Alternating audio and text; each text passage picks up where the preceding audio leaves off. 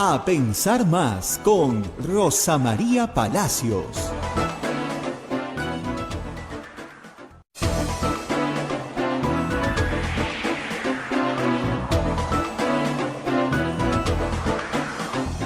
Muy buenos días, señoras, señores, bienvenidos a Pensar Más con Rosa María Palacios desde Radio Santa Rosa para todo el Perú y el mundo. Ya estamos conectados con Chimbote, Radio Santo Domingo, Arequipa, nos escuchan por Radio San Martín, Cepagua, Radio Cepagua en Ucayali, Radio Quillabamba TV en La Convención, Radio Madre de Dios en Puerto Maldonado, Radio Huánuco en Huánuco, Radio La Voz de Ayacucho en Ayacucho, Radio Pública en Puno, Radio Moro en Ancash, Radio Cumbre en Huancayo, Radio Milenio en Satipo, Radio Estación Solar en Abancay, Radio Oriente en Yurimagua, Radio Los Ángeles en Cajamarca, Radio San Valentín en Lampa, en Cerro de Pasco nos escuchan por Radio Activa en Huanta, Radio Continental, canales de televisión de cable, Onda Digital TV, Fuego TV, Quillabamba TV, plataformas móviles, el Facebook de Radio Santa Rosa, el Facebook de Radio Quillabamba TV y el canal de YouTube de Radio Santa Rosa como nuestra página web www.radiosantarosa.com.pe. Muy bien, estamos listos ya con Rosa María Palacios para el inicio del programa y sobre todo que nos cuente qué pasó el día sábado. Hubo una marcha sobre todo de personas que habían venido del interior del país y fueron gaseadas, fueron apaleadas, sobre todo una furia contra nuestras hermanas mujeres de Puno. Esto no se puede seguir repitiendo. ¿Y qué pasó en Salud? La señora Rosa Gutiérrez ha salido con el pie en alto, ha salido a sacar el gargo, pero ha salido tirando barro a todo el mundo. Rosa María, muy buenos días. Muy buenos días, Abel, y muy buenos días a todos nuestros oyentes en todo el país. Primero hay que cumplir con los auspiciadores y ahí vamos a todo lo que ha presentado Abel. La Pontificia Universidad Católica del Perú es la universidad número 1 del país en el cumplimiento de los objetivos de desarrollo sostenible. De acuerdo al ranking Times Higher Education 2023, este logro refleja nuestro compromiso por la construcción de una ciudad inclusiva, segura, resiliente y sostenible.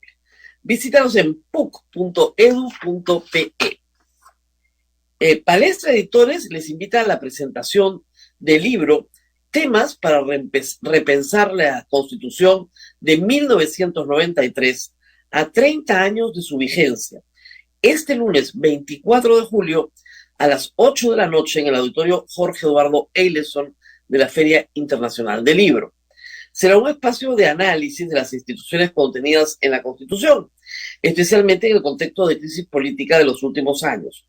Participan los especialistas Francisco Eguren, Liliana Salomé, Resurrección y Samuel Abad.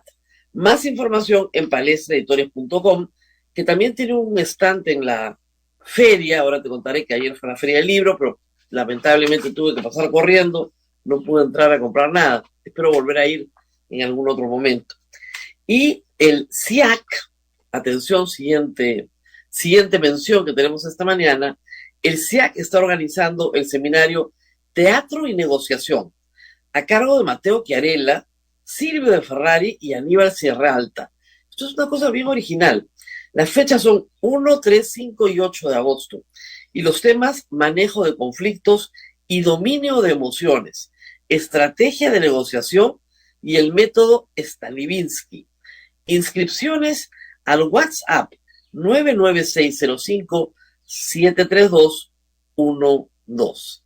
Esto es como aprender a negociar, pero a través del teatro. Un ejercicio muy interesante, la verdad. Y bueno, para todos nuestros oyentes, como siempre, les pedimos que ayuden a la radio. La radio es una asociación sin fines de lucro que vive de la caridad de todos ustedes.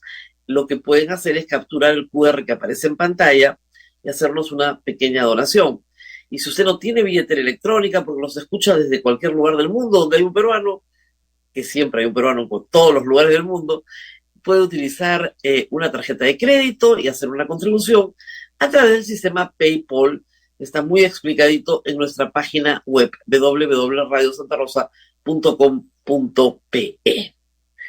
Muy bien, Abel, y efectivamente, como lo decías hace un instante, ha sido un fin de semana bastante complicado y empezaremos por algo que yo esperaba ver anoche en algunos medios y no vi, porque lo seguí desde lejos, pero lo seguí.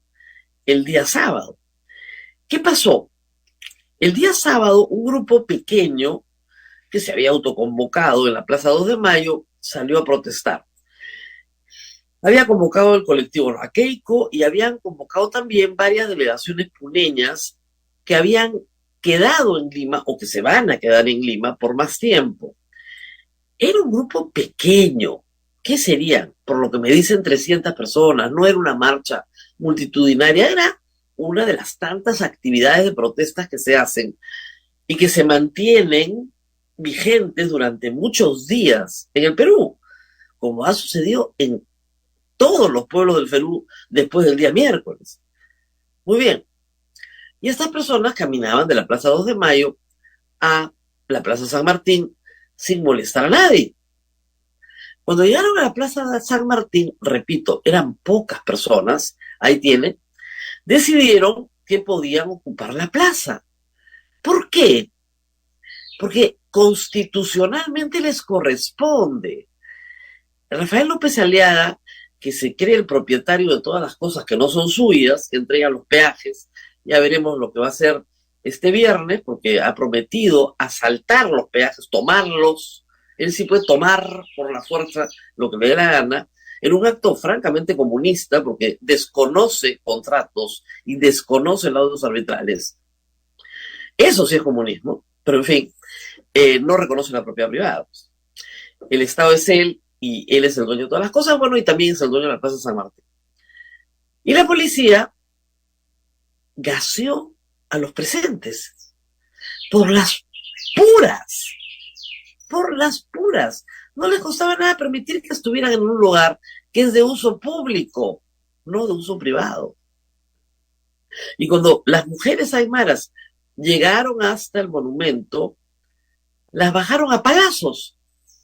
Una señora terminó muy golpeada, otras protestaron. Hay imágenes de la policía jalando a un grupo que estaba sentado en esas bancas semicirculares que hay en la Plaza San Martín, jalándoles las máscaras.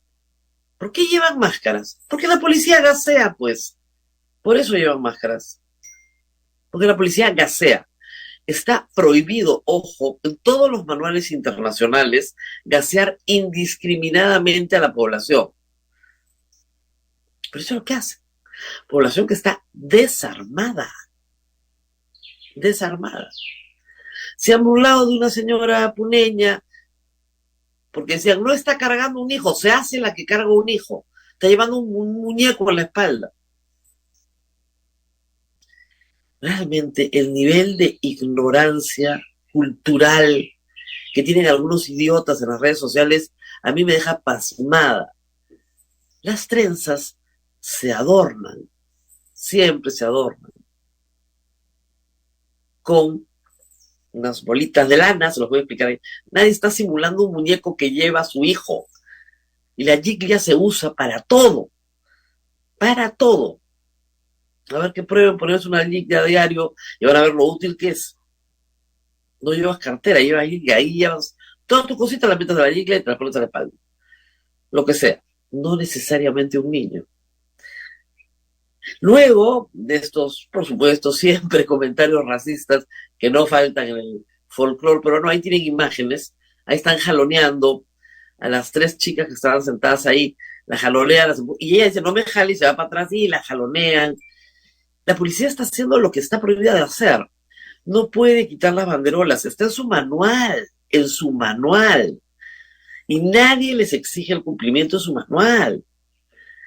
Innecesario y violento por parte de la policía. Más temprano, un joven que estaba repartiendo volantes en San Martín de Porres, el joven tenía también su carnet de prensa porque iba a cubrir cositas para su colectivo, ¿no es cierto? Un colectivo feminista. La policía le abre la mochila y le revisa sus cosas. Eso también está prohibido. Y luego a este joven lo llevan a la comisaría de Barboncito, donde todo su colectivo pide auxilio por Twitter para poderlo sacar. Y la policía lo presenta como delincuente. Y el tuit es genial, porque ponen detenido por tener pintura y propaganda política. Y eso es desobediencia a la autoridad y resistencia a la autoridad. ¿Qué? Ya no sé si son órdenes de arriba o de verdad no entienden nada o los preparan pésimo. Ahí está el tuit. Foto, la policía lo tuvo que borrar, presentado como delincuente. Y además está todo en video. Todo lo que ha hecho este chico lo grabaron. Un terna la revisaba sus cosas y la chica que está con él, oiga, ese señor está vestido civil, ni siquiera tiene marbete. ¿Por qué le revisan su mochila? Un asco. A ver, de nuevo, por favor, si me ayudan de nuevo con esto. Miren ustedes el tweet. Esta es la versión oficial de la Policía Nacional. Efectivos de la comisaría Barboncito, San Martín de Porres, intervinieron a un sujeto implicado en el delito contra la administración pública, delito de desobediencia y resistencia a la autoridad. Asimismo, tras realizar el registro personal, se le incautó propaganda política y pintura. Este tuit lo tuvieron que borrar porque solito el tuit es confesión de parte de abuso de autoridad. Con eso nomás, el ciudadano no es un sujeto, es un ciudadano, los procesa. De todas maneras, ojalá que la Coordinadora de Derechos Humanos tome este caso para que sea ejemplar de lo que la policía no puede hacer. Salió la Defensoría del Pueblo con tweets, no, esto no se puede hacer, es ilegal, es inconstitucional. Les da lo mismo. Y la gente me decía, ¿pero qué se puede hacer? Venga, ahí está. Es un chico al cual le obligan a que le revisen la mochila. Ya ese acto está prohibido. Y dice, ¿por qué tienes casco? ¿Y por qué tienes máscara? Porque me voy a cubrir la marcha. Soy periodista, voy a hacer esta. ¿Estás colegiado? Le preguntan. En el colegio de periodistas. ¿En qué colegio de periodistas? Es de un abuso impresionante. Impresionante. Entonces, adentro tenía dobladita su bandera que decía SMP, San Martín de Porres. Sospechoso de terrorismo, ya. Lo único que faltó, ¿eh? Y el general Arreo le ha dicho, ¿acaso le hemos dicho terrorista? No, no le hemos dicho. Obviamente no lo tuvieron 4 horas en la comisaría, lo tuvieron mucho más. Esa es su bandera de San Martín de Porres. Esa es la propaganda política peligrosísima para el Estado de Derecho. Claro, ya entendemos por qué a todo el mundo le roban el celular y no pasa nada, ¿no? Porque están dedicados a esta estupidez. Parece los 3 chiflados. ¿Qué clase de policía es esa?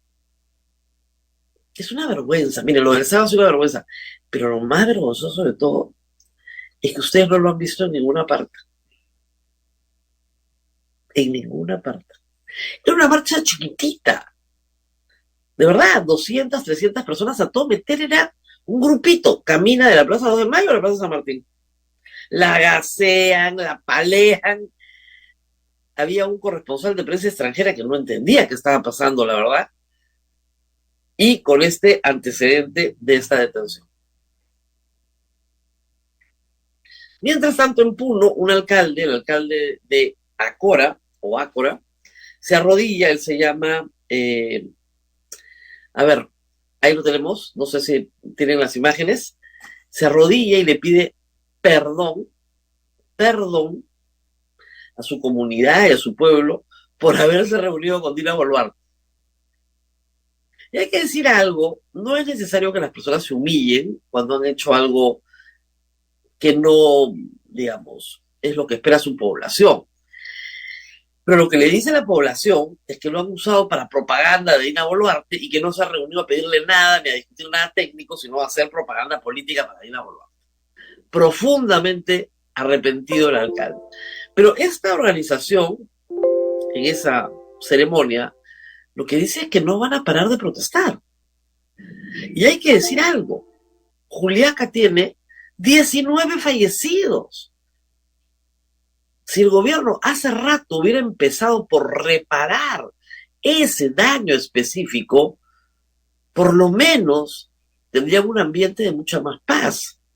Porque todo ese grupo, toda esa colectividad, toda esa comunidad ha señalado que empieza 27, 28, 29. Hoy día hay un paro seco en Puno y van a empezar a hacer paros sin parar, porque el gobierno no enfrenta la situación. Tenemos lo del alcalde, Rosa María, si gustas ver para que el A ver, público lo miren pueda ver. ustedes. Miren ustedes lo que pasa ahí en Puno. Pido perdón a mi pueblo por haberme reunido, hermanos. Discúlpenme, hermanos, papá esta cita nunca más volveré a hacer por hermanos. Yo soy líder representante de ustedes, hermanos. Perdón, hermanos. Es raro ver un político pedir perdón de esa manera, ¿no? Pero también de otro lado nos gustaría verlos de vez en cuando ser un poco más humildes. Reitero, reunirte con otro político para conversar no es una falta, ¿no? Porque hay que conversar, necesitamos hablar. Pero sus paisanos consideraron que era un acto político para lavarle la cara al gobierno. Le dijeron que se había ido a arrodillar a Lima. Y el alcalde dijo, bueno, yo me arrodillo ante ustedes, pero por favor perdónenme. Y aparentemente lo han perdonado. Se necesita hablar, ¿no? Hablar más. Van a haber movilizaciones todos estos días. Y van a venir más movilizaciones. Ayer una encuesta nuevamente de IEP los volvió a poner en blanco y negro. El 80% del país quiere adelanto de elecciones. El 80% del país no aprueba la gestión de Dina Boluarte. Y el 90% del país no aprueba la gestión del Congreso. Más del 70% del país cree que quien está gobernando es el Congreso y que abusa de su poder. Pero las encuestas más duras han sido las publicadas el sábado sobre el Latinobarómetro, ¿no? En el Perú, más del 90% está inconforme con la democracia. Porque claro, si yo tengo democracia, el Estado tiene que proteger mis derechos. ¿Por qué me llevan a una comisaría por tener propaganda y pintura? Eso no es democracia, pues. ¿Por qué si quiero protestar en la Plaza San Martín, en la Constitución dice que tengo derecho a reunirme y el Tribunal Constitucional dice que me puedo reunir donde yo quiera? ¿Por qué me gasean? Yo también estoy descontenta con la democracia, porque probablemente lo que tenemos no es una democracia plena, sino una forma disminuida de democracia, una forma de democracia donde no hay separación de poderes, donde no hay derechos humanos, una forma precaria de democracia. Y cuando sales a defender lo poco de democracia que nos queda, te terruquean. Y así estamos en el Perú. Entonces sí, claro, la gran mayoría no estamos contentos con la democracia. Porque además la democracia, como forma de gobierno, tendría que buscar el mejor gobierno para las personas. Y lo que las personas ven es que los servicios públicos que tiene que darles el Estado son muy precarios también. Y así pasamos al tema de salud, un servicio público que tiene que dar el Estado y que tiene que ser, ¿no es cierto?, gracias a la contribución de los trabajadores, el mejor servicio posible. Ese es un servicio que viene del Estado que está cogestionado. También cogestionado de gente, pero en la gestión están los trabajadores, los empleadores y el Estado. Muy bien. La señora Rosa Gutiérrez, exministra de Salud, tuvo que renunciar al cargo de exministra de Salud por su manejo de la epidemia del dengue, que fue un manejo, por decirlo menos, deficiente, entre otras perlas de su gestión. Y a Dina Boluarte no se le ocurre nada mejor, porque probablemente no tiene a quién poner, que ponerla de presidenta de Salud. Duró 10 días, el día viernes el rumor estaba muy extendido, y ella sacó en su cuenta de Twitter unos tweets bien agresivos, ¿no? Amigos de la prensa, dejen de especular, yo estoy trabajando. Lo único que se tenía que hacer era levantar el teléfono y llamar a PCM, ¿no? A preguntar, oigan, ¿todavía soy presidenta de Salud? Y el domingo, por supuesto, se enteró por el peruano. Pero una vez que se enteró por el peruano, salió con un comunicado, que primero lo partió en varios tweets, después lo sacó comunicado, pues salió Cuarto Poder. Y en el resumen, lo que ella señala es que desde, primero, el jefe del gabinete de asesores, Morgan Quero, luego el secretario Palacio y luego la misma Dina Boluarte, le dijeron que no podía remover al gerente general de salud, el cual ella creía había tenido problemas con 3 casos de corrupción. No podía acusarlo porque estaba en investigación, pero creía que no era la persona necesaria en ese momento para ser gerente general de salud. Y la votaron a ella. Y él se lo dijo, es una reunión a Marcos y Fuentes, y ella también lo ha dicho, que cuando lo llamó al gerente a pedirle su renuncia, le dijo, usted se va antes que yo. Ya, así no se puede manejar el sector público. ¿Se dan cuenta? Ahí está pasando algo muy extraño. Yo les recomiendo a todos que lean el libro de Christopher Acosta, ya lo terminé. Entiendes muchas cosas cuando lo lees. No están gobernando, están administrando una crisis, repartiendo puestos de trabajo exactamente igual como lo hacía Castillo. Y el nuevo jefe de salud, el doctor Linares, que viene de Arequipa, tiene pues, sí, 4 denuncias penales en investigación, archivadas sobre seguimiento, pero digamos que no son delitos menores, ¿no? Homicidio. La respuesta es que es médico, y que los médicos, en efecto, tienen más exposición al homicidio culposo, a lesiones, pero que estos casos han sido sobreseídos o archivados. Queda uno que está en trámite, pero que está en camino de caer en abandono, terminar. Por esa razón, él señaló, ahí están, que no tuvo ningún delito. Bueno, ok.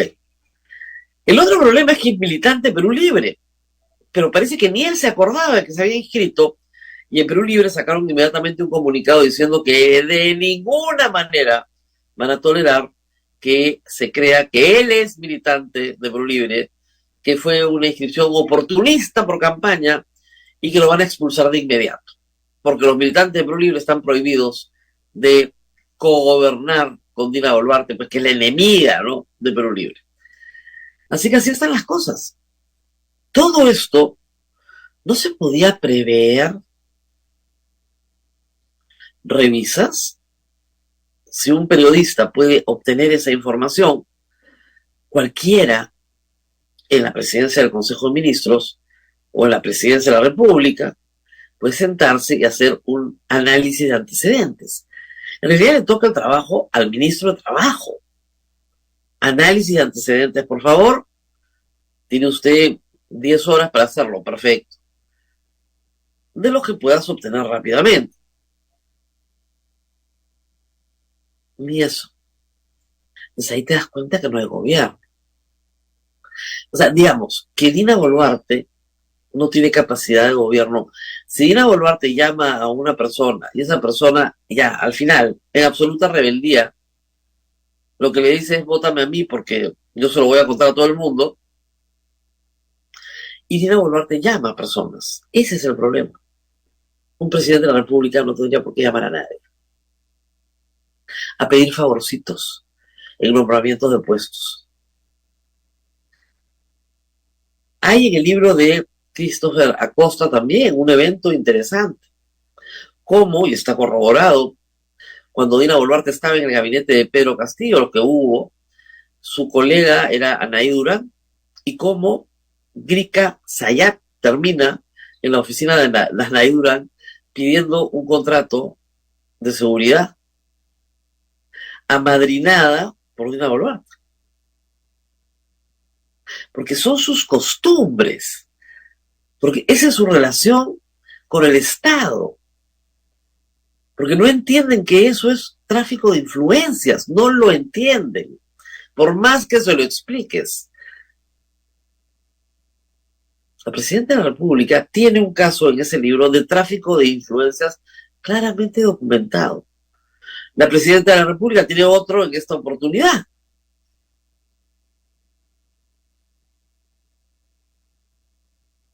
¿Qué va a pasar? No sé. Pero probablemente no pase nada. Porque de nuevo, cuando vives en una democracia precaria, todo delito queda en investigación. Yo les aseguro que al médico que ahora es presidente de salud en Arequipa, cuando le imputaron los delitos que le imputaron, hicieron un gran escándalo. Seguro hasta salió en los periódicos. Investigación. Y después no pasa absolutamente nada. Investigación es para entretener a las masas. Ya llega un momento en que cada vez que me dicen que se investigue, a mí me hierve la sangre, porque ya sé que eso significa nada. Nada. Años de una tortura china, punto. En fin, son las 8:28, hay algo más. La colaboración eficaz, no nos podemos olvidar. Hoy vencí el plazo para presentar observaciones o promulgar la ley que termina de destruir la colaboración eficaz, con lo cual se van a caer probablemente todos los casos que hay de corrupción en el Perú, incluidos los de Pedro Castillo, gracias a este gobierno y al Congreso. Pero sobre todo se van a caer sus casos, los casos de los congresistas que están involucrados en actos de corrupción. Yo pensé que ni siquiera le iban a observar, la observaron. Por un solo tema de los 5 o 6 que tiene, que hacen que la norma sea inoperante. Por el plazo. Ya no hay un plazo de 8 meses, el Poder Ejecutivo pide 36, seguramente el Congreso ponga pues 12 o 18, ¿no? Y ya hemos llegado a un consenso. Ese no es el problema de la norma. Es un problema, claro, hacer una colaboración de 8 meses, por supuesto, pero es el único problema. No es el único problema. No puedes utilizar el testimonio de otra persona para corroborar el tuyo. Ni así tengas 10 personas que corroboran el tuyo. Si no es con documento. Como si el documento, el papel, fuera más poderoso que el testigo, que el ojo del testigo. Impresionante, ¿no? No, documento, filmación, video, WhatsApp. No, pero documento. Si no tienes eso,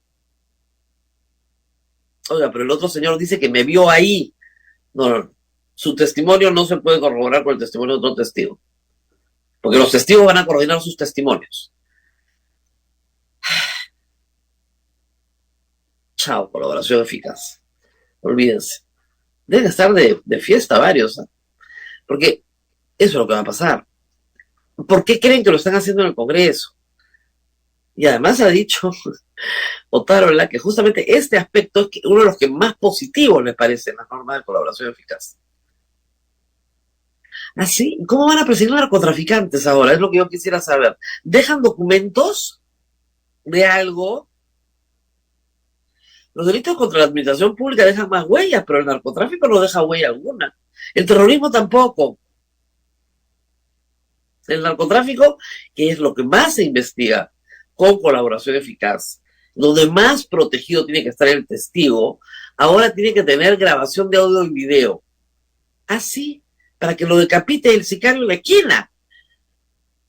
Audio y video de gente que delata narcotraficantes. ¿Alguien va a tener ganas de delatar a un narco si mi identidad no va a estar protegida? Este es el gobierno de Dina Boluarte. Eso es lo único que han observado. Después no digan que no les conté, ¿eh? Por si acaso. Por si acaso. Hay cosas que sí les cuento, ¿ah? Lo que pasa es que ustedes a veces me escuchan, a veces no me escuchan. Yo no estoy tan poderosa como para hacerles cambiar de opinión. Pero quiero decirte algo, a ver, que me ha hecho mucha gracia. Ahora en la mañana lo he visto y no he podido dejar de reírme, la verdad. Un imbécil, porque no se me ocurre otra calificación, y no la uso a menudo, que funge de periodista, dice que yo le he dicho a este público que me acompaña todas las mañanas que vote por Pedro Castillo. Yo no le falto el respeto jamás al público, y jamás le digo por quién votar. Jamás.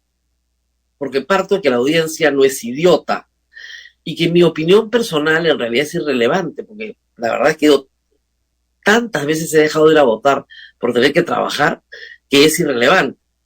Pero lo que sí les dije una y otra vez, que el plan de gobierno de Pedro Castillo era el hambre. Y no me equivoqué. Ese plan de gobierno va a traer problemas de hambre al Perú. No hice propaganda por la señora, obviamente, pero les expliqué claramente cuáles eran los riesgos. Y este imbécil que jamás ha visto el programa dice que yo los obligaba, los forzaba, los mandaba a votar por Castillo. Claro, es Willax, pues ¿qué quieren, no? Algún día Willax se va a acabar, ¿no? Yo no sé qué van a hacer esas personas después de esa experiencia, la verdad, porque es aterradora. Y una buena noticia para Lima, yo sé que esto es absolutamente irrelevante para los asuntos peruanos, ¿no? Pero si tenemos un alcalde que le hace propaganda a un partido político en España, bueno, podemos estar mirando cómo le fue al partido político al cual el alcalde de Lima, desde Lima, en la Municipalidad de Lima y con el cuadro precioso de Santa Rosa atrás, le hace propaganda a Vox. Vox perdió allá, perdió 19 escaños. Por supuesto, ¿qué creen que ha dicho Vox? Que hay fraude. ¡Hay fraude! Lo primero que han salido a decir es que hay fraude. Es que todo el mundo se ríe, son de manual. Que pasen por acá y les contamos lo del fraude. También, nunca pueden perder. Son malos deportistas. No saben perder. Ha ganado en votación el Partido Popular, que es un partido de derecha, pero no están locos en el Partido Popular, son muy sensatos.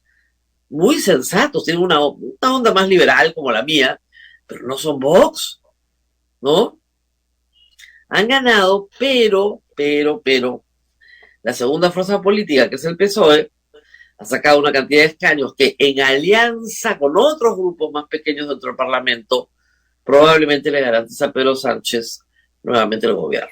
Probablemente, como es un sistema parlamentario, no se sabe hasta que no conquistes 176 escaños, ¿no? Entonces, tienen que formar gobierno. Si no forma gobierno, se tiene que volver a ir a elecciones. Ojo. Es un sistema distinto al nuestro, pero muy interesante de observar. Pero ya, pues como les digo, será porque hay mucho peruano viviendo en España, porque muchos colegas nuestros están en España, porque todos tenemos un pariente en España, un amigo en España, no sé. Pero el señor López Aliaga, que va a tomar los peajes el día 29, eso es lo que ha anunciado, de una manera prepotente y unilateral, desconociendo contratos, que es la única, digamos, cosa que debes obedecer si eres funcionario público. Él ha dicho que va a ir a tomar por la fuerza los peajes, los de Puente Piedra, el 29 de julio. Unilateralmente. Eso es comunismo, señores. Eso es comunismo. La estatización de los medios de producción en manos del Estado. Él es el Estado, él va a decir, bueno, vamos a ver. El alcalde comunista debe estar un poco triste porque Vox perdió. Vamos a la pausa y regresamos con el expresidente Francisco Sagasti, que ya nos espera. Y acá tengo en las manos su último libro, que se está presentando en la feria, Gobernar en tiempos de crisis. Políticas e ideas en el gobierno de transición y emergencia, Perú 2020-2021, Francisco Sagasti, Lucía Málaga y Giacomo Ugarelli. Hay algunas personas que me han dicho, pero si el libro está más gordo y más largo que su gobierno. Pero vamos a explicar ahora por qué. Pausa y volvemos. Vamos a la pausa, Rosa María, y volvemos con el presidente Francisco Sagasti.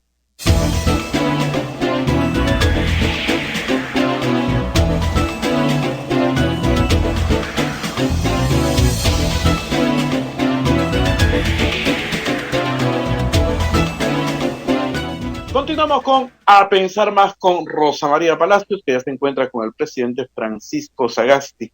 Adelante, Rosa María. Muy bien, estamos con el expresidente Francisco Sagasti, Gobernar en tiempos de crisis, ese libro que ha presentado. Y como le decía en la pausa, es un libro que tiene algo para todos, ¿no es cierto? Tiene información para el historiador, de primera mano, es una fuente directa, pero también tiene información para el politólogo, para el teórico político, también tiene información. Hay unas digresiones sobre el arte del buen gobierno que están en otra tipografía. Así que hay para el ciudadano curioso, también hay la idea de, escrito a 6 manos, colocar testimonio personal, Decisión de política pública y el arte del buen gobierno, todo en un mismo libro. Es una obra, la verdad, ambiciosa, por decirlo menos. Muchas gracias por estar con nosotros. ¿Por qué la necesidad de escribir esta obra? Empecemos por ahí.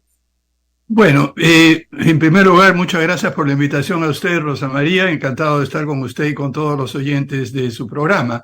Pero no es que sea una necesidad. Lo que creo es que cualquier gobernante debería dejar por lo menos un testimonio de su punto de vista, cómo hizo las cosas, por qué las hizo, cuándo se equivocó, cómo corrigió las equivocaciones y cuáles fueron los resultados.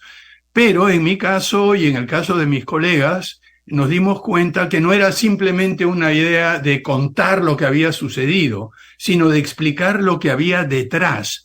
¿Por qué se tomaron esas decisiones de política? ¿Por qué se plantearon esas políticas públicas? ¿Cómo se implementaron? Y el resultado es un texto que tiene 3 tipos de tipografía, 3 clases de tipografía, para que el lector que no le interesa la parte conceptual, todo eso se la salte y vaya a ver los chismes históricos, como decía Jorge Bravo Bressani. Claro, pero hay las 3 cosas, ¿no? Hay las notas, estos interludios sobre teoría del buen gobierno, ¿no? Correcto. Teoría del buen gobierno. ¿Cómo se toma una decisión? ¿Qué cosa es el liderazgo? ¿Qué estilo de liderazgo adopto entre los varios que hay? Y luego hay las decisiones de política pública, donde creo que lo central en esas decisiones fueron los 2 objetivos que se marcaron siempre en un planeamiento que yo creo que fue estratégico intencionalmente. Vamos a vacunar al país. Ese es el objetivo. Y 2, tenemos que tener elecciones justas, libres, democráticas y transparentes. Sobre eso son los capítulos centrales en este libro, que revelan, creo yo, más información de la que teníamos, sobre todo en lo que respecta a la negociación de las vacunas, ¿no es cierto? Acá hay información que no se podía divulgar. Yo entendía que había mucha confidencialidad en estos pactos. ¿Se puede ya contar? ¿No se puede contar? ¿Cómo se ha manejado en el límite de lo que sí se puede decir y de lo que no se puede decir cuando el Perú, el Estado peruano, ha firmado acuerdos de confidencialidad? Bien, lo que hemos tratado de hacer es todo lo que es importante para entender el proceso, ver cómo se hicieron las cosas y cuáles fueron los resultados. Por supuesto, hay algunas cláusulas de confidencialidad que son por 10 años y las hemos respetado escrupulosamente. Ahora, hay algunas cosas adicionales que no entran en el detalle, ¿no? Digamos que a qué hora se habló con tal, a qué hora se hizo tal cosa. Eso hay que guardar algo para las memorias personales. Pero digamos, la descripción de lo que se hizo, cómo se hizo y por qué se hizo está con toda claridad. Laboratorio por laboratorio, qué sucedió con cada uno, por qué, por ejemplo, en el caso de las vacunas rusas no era posible a pesar de todos los intentos. Y más aún, una cosa que tú dijiste que el libro es un poco más gordo que mi gobierno. Más grande. Pero hay una cosa adicional. Este libro, al final, tiene un QR que los lleva, al final del libro, a 47 páginas de bibliografía. Claro. ¿Por qué? Porque hemos detallado, si no hay nada que esté dicho en ese texto que no está corroborado con documentos, con videos o con audios. No, cada capítulo tiene abundantes notas que están ahí también, que corroboran, digamos, la información con otros documentos que también se pueden revisar. Bueno, para el historiador político es un documento muy valioso porque deja, digamos, algo. En 100 años alguien quiere estudiar este periodo, va a poder encontrar acá mucha data, que es algo muy valioso. Y normalmente en un mundo donde la gente ya no pone bibliografía ni cita, ¿no es cierto? Estamos hablando de otros presidentes. Esto es sumamente valioso. Ahora, en el caso de estos 2 ejes, son muy importantes. Hay una digresión larga en el libro, en materia de las vacunas, que yo creo que es muy importante y muy reivindicativa, ¿no? La idea de que la vacuna era un bien público, ¿no? Correcto. y que se peleó con mucha, hay que decirlo, con mucha hostilidad por parte de un sector privado que creo que hasta ahora le es hostil. Y explicar esto y los beneficios de vacunar a todos, juntos, bajo criterios objetivos, tal vez fue uno de los momentos más duros de su presidencia, ¿cree usted? Bueno, mire usted, todos los momentos han sido duros y complicados de diferente manera. Fue un periodo muy corto, como usted ha mencionado, pero muy intenso. Realmente, durante esos 8 meses y 10 días hicieron cosas, porque no olvidemos, y quisiera destacar eso, aquí solamente he tocado 3 o 4 temas, pero hay muchísimo más, lo que se hizo en medio ambiente, lo que se hizo en el tema de producción, lo que se hizo en tema laboral, en fin, todo eso está en el informe que preparó la presidenta del Consejo de Ministros, Violeta Bermúdez, por eso no lo he incluido, pero que no quede la idea que solamente fue lo que está aquí, No, hay mucho más, eso lo sí, dice. claro. Pero en el caso de lo que usted mencionó de bien público, aquí hay un tema muy, muy claro, es decir, yo creo, y los que estábamos en el gobierno, creemos, digamos, fuertemente y con mucha convicción en la igualdad republicana. Todos somos ciudadanos con los mismos derechos y los mismos deberes. No hay ciudadanos de primera o de segunda. Y a la hora de las vacunas, todos teníamos que ser iguales. Y la concepción de bien público, que es una digamos, construcción teórica de Paul Samuelson, que tiene antecedentes, a la hora de mirar hacia atrás, es decir, ¿por qué insistimos tanto en eso?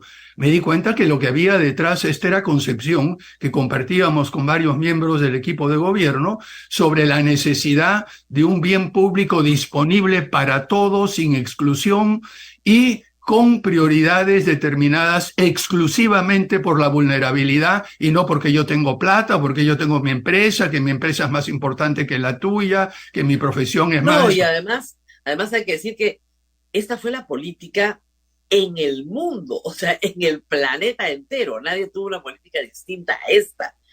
Pero aquí fue, primero creo que fue una ignorancia enorme sobre la capacidad de vacunar del Ministerio de Salud, cosa que muchos no conocían. Yo sí, yo siempre aposté, porque si hay algo que sabe hacer el Ministerio de Salud es vacunar, eso sabe hacerlo. El resto, eso lo sabe hacer bien, y lo hizo muy bien. En un año, el Perú estaba vacunado. Cuando llegó la tercera ola, la gran mayoría del Perú estaba vacunado. El otro tema que usted tuvo que enfrentar, que está acá, que no tiene nada que ver con las elecciones, es la protesta social. Y esa protesta social de diciembre, sobre todo agrícola, que genera una comisión especial para discutir este tema, es un momento de los más amargos, no de los más difíciles, de los más amargos, porque parecía también, de esas cosas que tiene nuestro país, que en un gobierno que se iba en 6 meses, ¿no es cierto?, ¿qué podías lograr en una negociación que se presumía tenía que ser a largo plazo? Y claro, ahí hay fuerzas oscuras, ¿no? Esas fuerzas oscuras estaban buscando una oportunidad, una ventana de oportunidad para obtener alguna ventaja particular. ¿Qué cree usted que fue lo que motivó esa protesta que parecía que venía de la nada? No, ahí hay dos temas distintos que hay que ver. Una cosa es el tema de las protestas, lo que estaba detrás, y otra cosa es la forma en que se manejaron las protestas, que es muy diferente, muy distinta a lo que se ha hecho en otros gobiernos, ¿no? En el caso de las protestas, yo creo que hay una mezcla, y por eso lo ponemos con todas las referencias del caso aquí. Yo creo que hay un problema de larga data, ¿no? Y eso tiene que ver con la ley de promoción agraria, que ha tenido resultados espectaculares. Somos los exportadores, pero al mismo tiempo ha tenido una serie de efectos no tan positivos o no tan buenos que básicamente se reflejan en cómo compartir los beneficios de este boom. Entonces, para el momento en el cual llegamos al gobierno, ya había una serie de protestas, demandas, que vieron la oportunidad probablemente y decidieron plantearla en ese momento. Yo debo decir que no solamente fue muy difícil, sino que me ha costado, desgraciadamente, amistades de casi 50 años. Algunos amigos, antiguos amigos, me decían que era un cobarde por no sacar el ejército a meterles tiros y sacar y matar a todos estos revoltosos. No lo hice. El resultado No fue se que hace, no solamente no lo hizo, no se hace, no se puede no hacer. se hace, pero la demanda por parte de algunos empresarios y todo era increíble.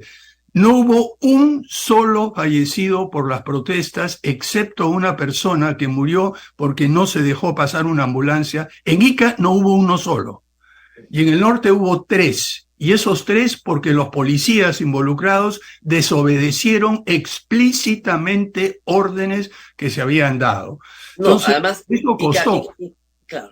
Claro, ahora, perdón, el tema de fondo. Mientras todo esto sucedía, desde la presidencia del Consejo de Ministros y desde la Comisión se buscaba un entendimiento con el Congreso para modificar la ley, lo que se logró, lo que se promulgó y lo que se hizo el reglamento. Y para marzo de 2021 ya estaba una nueva ley, que no es perfecta, pero ayudó muchísimo. Entonces, hay que manejar los dos aspectos, el aspecto sustantivo que responde a las demandas mediante una nueva ley, pero al mismo tiempo cómo con cierta, restricción o autorrestricción manejar las protestas sin producir víctimas como las que desgraciadamente hemos visto, que es absolutamente injustificable durante las protestas de diciembre pasado y los primeros meses de este año.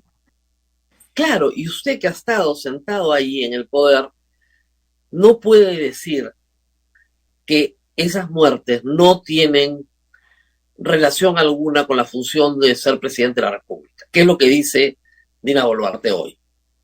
Bueno, mire, ahí me parece realmente insólito que ahí, bueno, creo que menciona una pequeña digresión. Cuando me preguntan qué cosa es, cómo fue gobernar, le digo, fue como un trabajo como cualquier otro, es una chamba gobernar. La única diferencia es que la Constitución de la República son los términos de referencia y el primer artículo es la obligación de proteger la vida humana. Entonces, claro, pero es lo obvio. Exacto. Entonces, ¿Cuándo es lo que hay que hacer. Lo obvio? Bueno, pero ahí paso a la responsabilidad. Hay una responsabilidad política y yo creo que es injusto e inaudito que se trate de dejar en manos de las Fuerzas Armadas y la policía cuando hay una responsabilidad política del ministro de Defensa, del ministro del Interior, del presidente del Consejo de Ministros y la presidencia, que solo se descarga si explícitamente se han dado órdenes para no reprimir violentamente las manifestaciones. Entonces yo creo que ahí hay una responsabilidad que desgraciadamente no ha sido asumida a cabalidad por quienes ejercen el poder y la autoridad en la actualidad. Y no, como dicen, no les interesa aceptar esa responsabilidad. Es lo que tiene al país perplejo. Bueno, es lo que yo creo que no entienden lo que es gobernar. Y acá hay una cosa muy importante, porque desgraciadamente todo esto ha generado un rechazo a la policía y a las Fuerzas Armadas que es totalmente injustificado. Yo puedo dar un ejemplo claro. Durante el proceso electoral de 2021, tanto en primera como en segunda vuelta, pese a la polarización, pese al azuzamiento de algunos medios de comunicación, no hubo un solo incidente de violencia, ni uno. ¿Cómo se logró eso? Gracias, lo repito y lo he dicho muchas veces, a la policía y a las Fuerzas Armadas que cumplieron a cabalidad su función. ¿Pero qué requirió eso? El liderazgo político de los ministros de Defensa y del Interior, de la presidenta del Consejo de Ministros y el mío también, porque conversé en mi condición de jefe supremo de las Fuerzas Armadas y de la Policía Nacional del Perú, con los comandantes generales, con el director general, con el jefe del Comando Conjunto, precisamente para indicarles qué es lo que había que hacer y agradecerles de antemano lo que hicieron. Eso claro. Es fundamental y demos gracias a la policía por eso. Pero a ver, ¿cómo explicar que usted en enero, febrero, marzo, abril del año 2021 se encuentre con un ejército profesional, una policía nacional impecable, profesional, y en enero del 2023 tengamos, o en diciembre del 2022, no han pasado ni 24 meses, a militares disparando en Ayacucho a población civil, matando a 10 personas que ni siquiera estaban en el aeropuerto, y eso está todo referenciado ya por la prensa y por las comisiones de derechos humanos del mundo, porque ya no solamente nos ha visto todo, estamos en el escaparate mundial de la violación de derechos humanos. Mira, ¿Cómo se transforma? No, ahí no hay ningún misterio, Rosa María, mire usted, no hay ningún misterio. Es el liderazgo político. Es la voluntad de asumir la responsabilidad de ejercer el mando, de ejercer la autoridad política. Si no se tiene esa convicción de la responsabilidad y de la autoridad, claro, puede pasar cualquier cosa.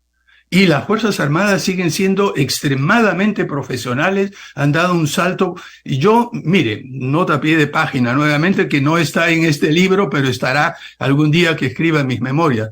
Mi bisabuelo, por parte de padre, mi abuelo, por parte de madre, fueron militares. Mi abuelo fue héroe de la Guerra del Pacífico, Francisco Sagasti Saldaña.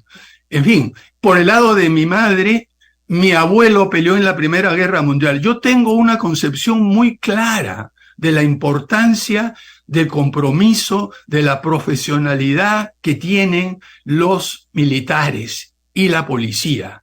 Sé cómo relacionarme con ellos, los entiendo, acepto su punto de vista y conversamos y discutimos. Y tengo excelentes amigos. Y además de eso, tuve la suerte de ver a lo largo de los años, durante el gobierno militar y más adelante, la transformación. Por último, uno de mis profesores en la Universidad Nacional de Ingeniería fue José del Carmen Marín, el fundador del CAEM, el que planteó la nueva concepción de defensa nacional, que no era solo poderío militar, sino también instituciones democráticas y también crecimiento económico. Entonces, lo que creo que hace falta de muchos líderes políticos es entender la lógica del comportamiento de nuestras gloriosas Fuerzas Armadas y la benemérita Policía Nacional del Perú, porque lo que ha cambiado, como usted dijo, es el liderazgo político. No han cambiado ni la policía. ¿Usted cree que han sido instrumentalizadas para fines políticos? No llego a tanto, no, mire, eso es mucho más complicado. Eso involucraría una especie de voluntad de incorporarlos, de plantearlos, y francamente no creo que muchos de los políticos actuales tengan siquiera esa concepción estratégica. Muy bien. El libro también abarca, como se dice, otros temas menores, pero básicamente, para los que están interesados, vacunas, elecciones, protesta popular.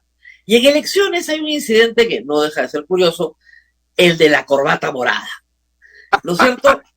Y hay en esto, sí, yo creo que usted fue muy pulcro, primero renunciando a su propia postulación, porque usted era parte de una plancha, pero fue muy pulcro en separar al Partido Morado y su postulación.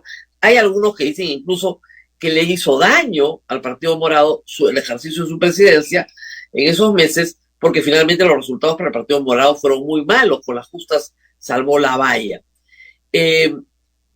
Esa decisión, hubiéramos hecho las cosas de una manera diferente, si es que yo no hubiera aceptado ser presidente, ¿le retorna de vez en cuando o no? No, mira, ahí sucedió una cosa muy clara, ¿no? En primer lugar, yo diría que tal como dijo Juan de la Puente en alguna oportunidad, yo he sido el primer presidente elegido por sus enemigos políticos, ¿no? Sí. La situación era crítica, la otra lista se cayó y ya no les quedaba más que hacer. Yo no lo busqué, recuerden ustedes, y se menciona aquí, yo había propuesto a la congresista Rocío Silva Santisteban para encabezar, después de un acuerdo político entre los jefes de bancada, entre los voceros. Esto en el pleno se negó. Entonces, recordemos eso en primer lugar. Y en segundo lugar, lo importante es que en ese momento todo el mundo esperaba que hubiera una catástrofe. Teníamos una crisis económica, elecciones a la vista, polarización, no teníamos vacunas, no teníamos oxígeno, no teníamos hospitales, en fin, había protestas, empezaban a moverse y plantearse. La recaudación fiscal había caído. Entonces, la idea de algunos, y después me enteré por algunas cosas que se saben, que en un pequeño grupo de parlamentarios la idea era, pongamos a Sagasti, él se viene abajo, hay una crisis y luego volvemos nosotros. Exacto. Haberlos decepcionado, estoy contento de haberlos decepcionado, digamos. No, sí estuvo en peligro varias veces. Varias veces.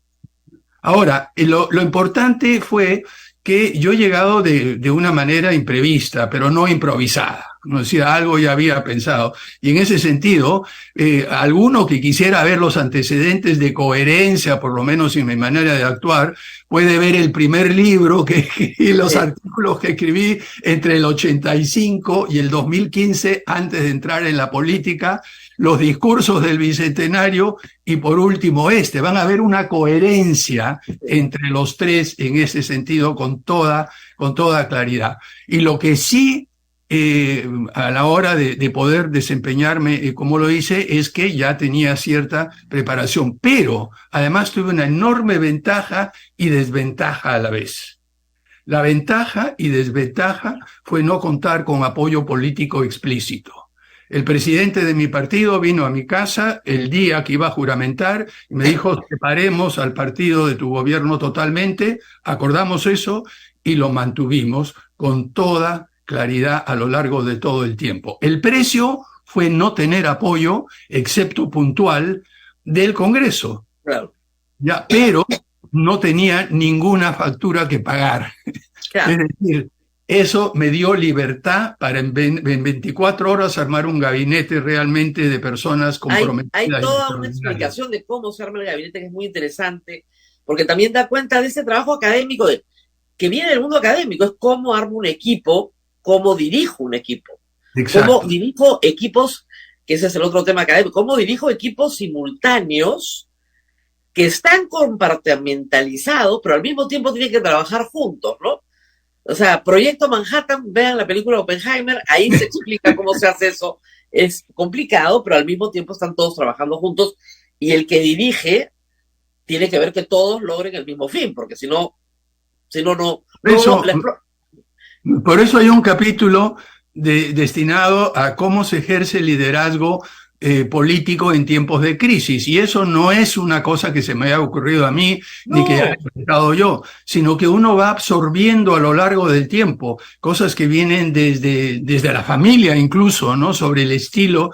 Una cosa curiosa, el Planeta publicó, antes de publicar estos libros, el libro de mi madre, Habla una mujer, y cuando yo estaba dando clases sobre planeamiento estratégico y liderazgo en la Universidad del Pacífico, daba a decir, el liderazgo tiene que ser así y así, y luego a la hora de editar por tercera vez ese libro, me encuentro con 2 artículos de ella sobre líderes, dirigido a mujeres, es interesante, sobre liderazgo y todo. Lo empiezo a leer y me digo, por Dios, acá no he inventado nada. En la siguiente clase, ¿sabe lo que hice? Llevé los 10 principios que planteó mi madre sobre cómo ejercer el liderazgo en organizaciones femeninas, se los puse en un PowerPoint a los alumnos y le dije, esto es lo que hay que hacer, yo le he dado una vuelta adicional, una vuelta de tuerca adicional. Claro. ¿Qué quiero decir con eso? Lo que quiero decir es que las formas de ejercer el liderazgo se plasman y empiezan a crearse desde toda la vida.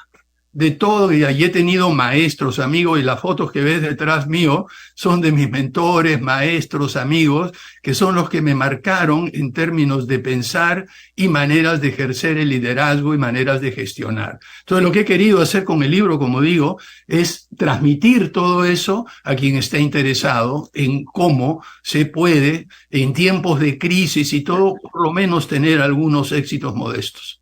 Sí, digamos, unos lectores potenciales podrían ser otros políticos que aspiran a la presidencia. Podrían, deberían, les va a Bueno, en caer el Perú bien. hay muchísimos. Muchísimos. No, una de las bromas que decíamos cuando chico es que cuando uno tiene 6 o 7 años, su mamá o su papá le dicen, ay, hijito, algún día vas a ser presidente o presidenta, ¿no? El problema es que algunos se lo creen hasta los 50 y 60. Sí, sí, hay muchos. ¿Ah? Yo conozco bastante más. La gente dice, pero ¿quién va a ser candidato? No te imaginas. Hay muchos que se levantan y se miran al espejo y dicen, ¿por qué no? Yo podría ser presidente. Bueno, pero regresando un poco al libro y a la política actual, de la cual no se nos va a escapar, de todas maneras, bueno, hay tanto conocimiento, ya se sabe cómo es, pocas personas pueden postular a la presidencia sabiendo cómo es, no tiene impedimento legal alguno, porque ya ha pasado más de un año desde que dejó la presidencia, pero ahora comienzan las hostilidades, ¿no? Creo que el Congreso lo quiere inhabilitar, o me parece. Algo he escuchado. Bueno, tengo 3 acusaciones sin ton ni son por cosas absurdas. Hay una sobre la compra de balones de oxígeno que se hizo en el 2021 y que luego, 1 año y medio, 2 años después, la empresa que se supone tenía que llenarlos dijo que no satisfacían. Eso es materia de acusación constitucional. Y luego, así como esas, hay una tras otra. Y mire, en un momento determinado, y creo tengo por ahí un archivo especial de propuestas ante la Fiscalía, ante el Congreso y todo, creo que son como 15 o 20, hay 3 que están corriendo, en una de ellas me han pasado de comparecencia a investigado, en la otra todavía sigo en comparecencia, en la otra está esperando, en fin. Tranquilidad, yo creo yo lo sé, pero digamos, muy lejos de elecciones. Hasta, digamos, hasta Salvador del Solar lo han acusado constitucionalmente. Ya Vizcarra no saben cuántas veces más inhabilitarlo. Hay un trabajo político, lamentablemente esto no era una tradición peruana, no lo era, por lo menos en los últimos 50 años no lo era, y ahora se está convirtiendo en una tradición copiada de otros países de América Latina, que es la de liquidar a tus potenciales competidores antes de competir. Esto no existía en el Perú, pero lo estamos viendo en Guatemala, en Nicaragua, en fin.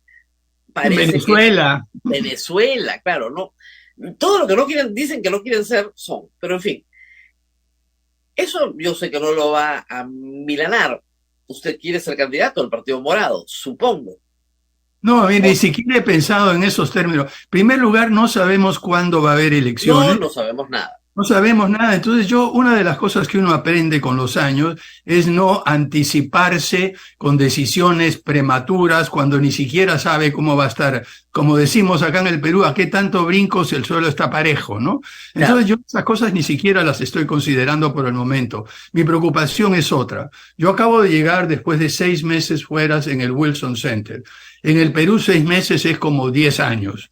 Estoy recién empezando a ponerme al día, porque una de las cosas que he aprendido con los años también, y también en el ejercicio del poder en el Congreso y en la República y desde antes, es a no confiar ciegamente en una o en otra pieza de información. Uno tiene que triangular. Y yo estoy en ese proceso y calculo que en una semana, con la lista de amigos que tengo que ver, conocidos, etcétera, podré darme una idea de lo que pasa en diferentes partes del país, lo que pasa aquí en diferentes sectores. Pero antes de eso, pensar en cualquier otra opción no tiene ningún sentido por el momento. Ahora, me encontré con un nutrido grupo del Partido Morado en la marcha. Yo sí fui, como sabe todo el mundo. Sí, claro. Y el miércoles 19 estaba el presidente del partido, estaba Flor Pablo, los acompañaba Gino Costa también, y un nutrido grupo muy entusiasta, la verdad, que después todos terminaron conmigo en el Rincón Cervecero más tarde, porque entraron al mismo sitio que yo. Pero no lo vio usted. No, mire, ahí le di vueltas, consulté con varias personas y hay 2 aspectos o 3 aspectos distintos. En primer lugar, ¿qué cosa añade y qué cosa quita mi presencia en una marcha? Mi posición es clarísima.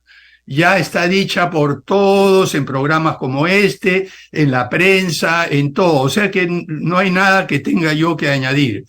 Al mismo tiempo, usted ha visto qué es lo que pasó con su presencia y la presencia de otras personas, cómo se ha tergiversado, se ha cambiado. El momento que yo aparezco por ahí se tergiversa, se cambia. Pero la ventaja que yo tengo es que yo no postulo ni postularé a nada. Bueno, yo he postulado, todavía no pensemos en postular. Yo no voy a postular a nada. O sea, Imagínese usted, decir, si a usted le están haciendo todas estas, imagínese lo que hubiera hecho conmigo. Y por otro lado, hay un problema de carácter práctico un poco complicado, ¿no? Los presidentes, expresidentes, todavía tenemos durante un cierto tiempo, y en el caso mío son algunas semanas, creo que un mes más, protección policial. Imagínese usted que hubiera ido y la protección policial, que son policías enfrentándose a policías, hubiera generado una situación imposible para la policía. Puede ser, pero le digo una cosa, dos cosas que sí le puedo decir de lo que yo vi. Abel estuvo conmigo. La población desesperadamente pide un líder. Cualquier líder ya. Nadie los lideraba. Si todos están de acuerdo, no todos, pero varios partidos políticos o líderes políticos están de acuerdo en el adelanto de elecciones y están de acuerdo en que las víctimas reclaman justicia, esos dos puntos, que era lo que nos unía a todos los que marchábamos. Si en esos dos puntos hay acuerdo, ¿dónde están los líderes? Es decir, las ovejas no avanzan sin pastor. No, y yo decía, si yo fuera política, no desaprovecharía esta oportunidad jamás, pero está servida. Bueno, ahí yo discrepo con su punto de vista, porque ahí nuevamente sería importante dar una mirada a la concepción de liderazgo que planteamos allí. Yo no creo en un líder iluminado buscando liderazgo. Yo tampoco, pero lo que está sucediendo en la práctica es un proceso de surgimiento de líderes que ya están en ciernes. Miren, yo de vez en cuando participo en cursos sobre liderazgo y estoy viendo cómo están surgiendo. El problema es que este es un proceso complejo, lento, distinto, que desgraciadamente por la forma en que se ha manejado la vida política en nuestro país, es como la punta de un embudo. Hay muchos líderes que pueden hacerlo, pero las restricciones, lo que se pone. Mire, le voy a dar un ejemplo carísimo.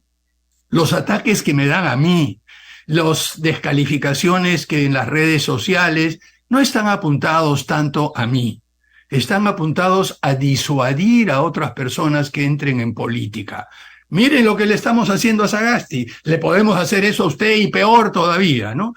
Entonces, lo que tenemos que esperar es que toda esta nueva generación de líderes que está allí, que son los cuarentones, los cincuentones y no los setentones a punto de llegar a los 80 como yo en este momento, son los que eventualmente van a ejercer el liderazgo.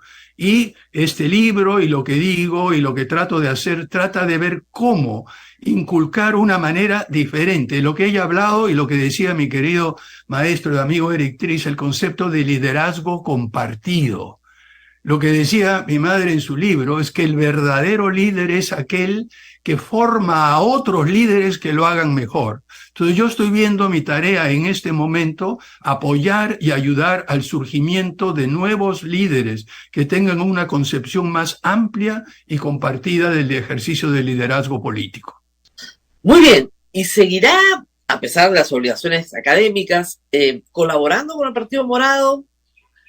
Sí, yo soy militante, no he dejado mi militancia. Creo que el trabajo que está haciendo el actual presidente, la Secretaría General, es un trabajo de hormiga, de reconstruir. Hay que reconocer también que el Partido Morado quedó muy, muy golpeado después de las elecciones del 2021. Algunas personas se fueron, desgraciadamente. Yo creo que es importante abrir el espacio para que vuelvan otra vez y participen, pero en este momento hay una tarea, según se me ha informado, y no he podido tener reunión con el presidente del partido en estos últimos días, de formación, y yo he participado en algunas tareas de formación durante mis visitas de Washington a Lima, crear y consolidar los comités, en fin, tratar de ir empezando desde abajo hacia arriba y construir un partido. Lo que sí considero importantísimo es que destacar que el Partido Morado es un partido con una ideología, con un planteamiento programático muy claro.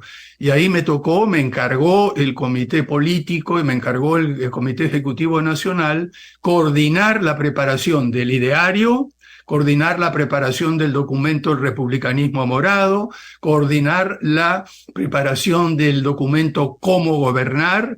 Dicho sea de paso, en este libro hay algunas de las ideas que están allí. Y por último, coordinar con un gran número de personas la preparación de las 50 propuestas legislativas en las elecciones complementarias del 2020. Entonces el partido tiene un cuerpo ideológico, doctrinario muy claro, una concepción de lo que es la libertad individual, lo que es la acción colectiva, lo que es el respeto a el equilibrio de los sistemas biofísicos que soportan la vida humana, aspiración a trascendencia, etc. Entonces, quien entre al Partido Morado no es que entra porque quiero entrar y voy a ser candidato, sino hay un cuerpo de doctrina, de planteamientos, que es un planteamiento moderno, mirando hacia el futuro.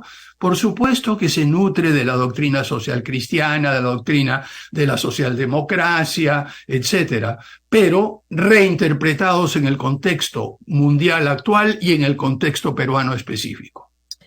Y el contexto peruano, vaya que está en problemas. Debe haber visto las encuestas del Latino Barómetro el día sábado. Correcto. Que se realizan después de 2 años, después de la pandemia. Y parece que la pandemia hubiera afectado gravemente nuestro afecto por la democracia. Y gravemente porque más del 90% de peruanos no se siente satisfecha con la forma democrática de gobierno. Por múltiples razones, probablemente, pero tenemos una de las cifras, si no la cifra más alta de América Latina. Y a esa población se le dice, mira, la única forma de salvar el momento que vivimos, que es un momento trágico y crítico también, es con elecciones. Y en realidad bueno, tenemos complicada la situación. Mire, Rosa María, hay que poner esto en perspectiva. En primer lugar, esto es un fenómeno mundial y latinoamericano, ¿no? O sea que el descontento, las preocupaciones por la democracia, la forma de gobernarnos, está presente. ¿Por qué? Realmente porque ha habido una cantidad de demandas, sobre todo durante la pandemia, que eran muy difíciles de responder y adecuadamente con las estructuras institucionales que teníamos anteriormente. Entonces somos parte. Ahora, siempre he dicho que el Perú es un laboratorio social. ¿Por qué? Porque las cosas suceden en más pequeño y mucho antes que en otro lugar. Entonces somos como una especie de canario en la mina que indica cuando va a haber problemas. Pero también somos un país donde muchas de estas cosas se resuelven antes que en otro lugar. Yo no solo tengo la esperanza, sino la convicción de que poco a poco, viendo los liderazgos múltiples que están surgiendo en las regiones, en diferentes sectores, poco a poco esta concepción de democracia y liderazgo va a ir permeando, con el convencimiento de que, y eso lo que hemos vivido en gobiernos autoritarios lo sabemos, el gobierno autoritario tiene una falla de origen. Como es autoritario o dictatorial, algunos quieren usar esa palabra, no tiene que convencer a nadie, simplemente impone. Eso es claro, en todas partes del mundo. Y al imponer, nadie está convencido de motu propio de que eso es lo mejor. ¿Qué quiere decir? El día que sale, desaparece lo que ha hecho. Y lo que sucede es la gente cuestiona. Por eso es que un gobierno autoritario a veces no deja huella lo suficiente. En cambio, en un gobierno democrático, para hacer las cosas mal que bien, tiene que haber un consenso mayoritario. Y ese consenso es lo que le da la base y la solidez a políticas de mediano y largo plazo. No, una de las cosas que digo en este libro, en la parte conceptual, la que usted dice que es un poco más académica, es que en el Perú la mayoría de personas que toman decisiones en el ámbito político se fijan solo en el resultado, lo que está delante de su nariz. No se fijan en los efectos colaterales. ¿Qué pasa si hago esto? ¿Cómo va a reaccionar etcétera? Y menos aún en las consecuencias de segundo orden. Resultado, tomamos una decisión que parece maravillosa hoy día, pero simple y llanamente nos condena a una situación peor en el futuro o genera reacciones que se la tiran abajo. Y si algo hicimos en el gobierno de transición y emergencia es tomar toda decisión política y decisión de política pública pensando en efectos colaterales y en consecuencias de segundo o tercer orden. Muy bien, va a seguir entonces en política, eso está de plano afirmado. Hay diferentes papeles que se pueden cumplir por en supuesto. política, eso es clarísimo. Pero sí, la verdad es que algunas personas esperaban su presencia porque ha pasado algo que es feo de decir, pero hay que decirlo. Cuando va la clase media limeña a las marchas, la policía no gasea. Cuando no va, como el domingo pasado, la policía gasea y pega. Entonces, casi es una presencia para evitar que la policía violente a la gente. Y además que esa reacción genere más violencia. No, pero ahí hay una cosa importante, y yo creo que es lo que usted dice es correcto, pero simplifica un poco. ¿De dónde provienen la policía, los efectivos de la policía? No, por supuesto, del pueblo, de la policía popular. Exacto. Entonces, pero es que ¿qué cosa es lo que hace que alguien que proviene del pueblo haga lo que usted dice? Y es allí donde nuevamente volvemos al liderazgo dentro de la institución y el liderazgo político, ¿no? Entonces, seamos claros, ahí realmente hay un problema mucho más complejo que simplemente ver el tema de racismo o no racismo. Lo que hay que ver detrás de eso es la responsabilidad política que muchas personas han abdicado y en el Congreso sobre todo, han abdicado su responsabilidad política por el bien común y se han fijado en temas puntuales. Y permítame volver a algo que usted dijo antes de la entrevista sobre este tema de colaboración eficaz, que me parece absurdo. Cuando ese proyecto de ley presentado por un congresista cuyo partido ha sido cuestionado y los miembros han sido cuestionados, en el gobierno de transición y emergencia la observamos de plano.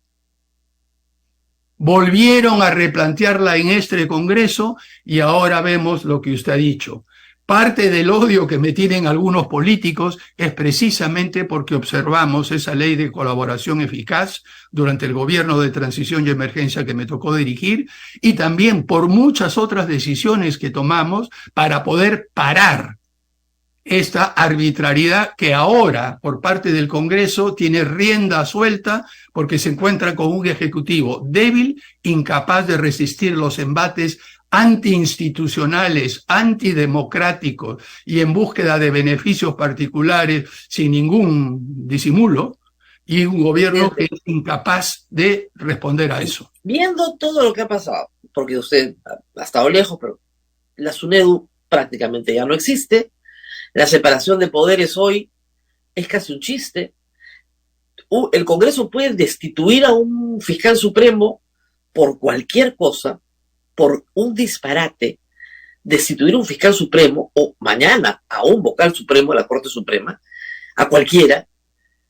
El Tribunal Constitucional es absolutamente dúctil a los intereses del Tribunal, del Congreso, no importa qué, hasta iniciativa de gasto les han dado. Muy bien.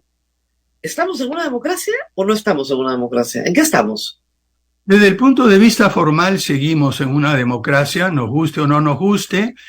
Muchas de estas cosas se han hecho respetando, entre comillas, la Constitución, eso sí, estirándola y jalándola y buscando interpretaciones entre las ambigüedades que tienen. En ese sentido, sí, pero lo que tenemos ahora realmente es lo que he llamado una especie de autoritarismo anárquico, cuasi anárquico, en la cual grupitos hacen lo que les da la gana y además con un Congreso que es prepotente y abusivo. Y lo vemos en los actos de los propios congresistas entre ellos, cerrarle la computadora, jalonearla, empujarle, pararse a hacer cosas absurdas, como yo he visto dos congresistas que evidentemente o no han leído o no saben leer el informe de la Comisión Interamericana de Derechos Humanos. Yo sí me lo he leído al detalle y acá claramente lo que plantea son cosas elementales que están claramente planteadas dentro de nuestra Constitución. Entonces, pero presidente, si un Estado no respeta el derecho a la vida y otros derechos constitucionales conexos, varios violados sistemáticamente en los últimos 6 meses. Y ese mismo Estado no reconoce la separación de poderes. The Economist dice que eso no es democracia. ¿Qué tenemos? Nuevamente, repito, desde el punto de vista puramente formal, en términos de cumplir con esto, sí lo somos. Y bueno, el Economist no dice que no seamos democracia, es una democracia disminuida, una democracia... Y esa es una situación, no hemos llegado aún todavía a la situación de Nicaragua, de Guatemala, o la situación de Venezuela, o la situación que estamos viendo desgraciadamente ahora en Israel, en la cual vemos claramente un intento de avasallar al Poder Judicial por parte del Ejecutivo. Acá hemos visto un intento de avasallar por parte del Congreso al Tribunal Constitucional, al punto tal que la cantidad de cosas que dice este presidente actual así son insólitas. Y además, lo que usted mencionó, la SUNEDU, lo que se ha hecho, en fin, hay toda una gama, el defensor del pueblo, etcétera. Entonces, pero esto todavía cumple con las formalidades. Lo importante es darnos cuenta que dentro de ese espacio es todavía posible actuar.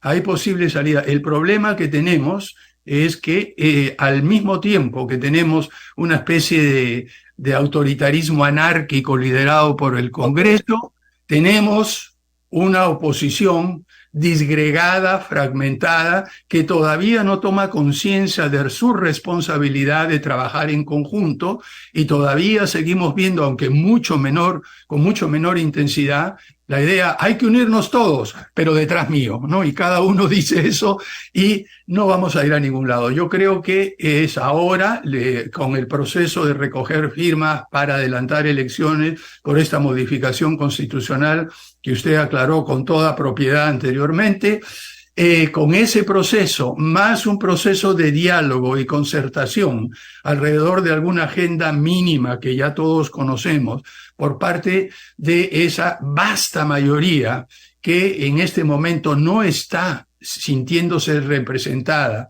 ni por la extrema derecha ni por la extrema izquierda en el Congreso, que yo creo que sí va dentro del cauce de las prácticas democráticas poder cambiar esta situación. Y muy bien, muchísimas gracias por haber estado esta mañana con nosotros. Se nos acaba el tiempo. Este es el libro, Gobernar en tiempos de crisis. Ya saben, vayan a la Feria del Libro. La presentación es el 27, pero además cómprenlo, pues, ¿no? De eso se trata. Y sobre todo, léanlo. Eso es lo más importante. Más que comprarlo, leerlo, Rosa María, eso es lo importante. Lo importante es leerlo. Muy bien, gracias por haber estado con nosotros. Muchas gracias, Rosa María. Hasta una próxima oportunidad y nos vamos, pero regresamos el día de mañana. Chau, chau. Hasta aquí, A Pensar Más con Rosa María Palacios.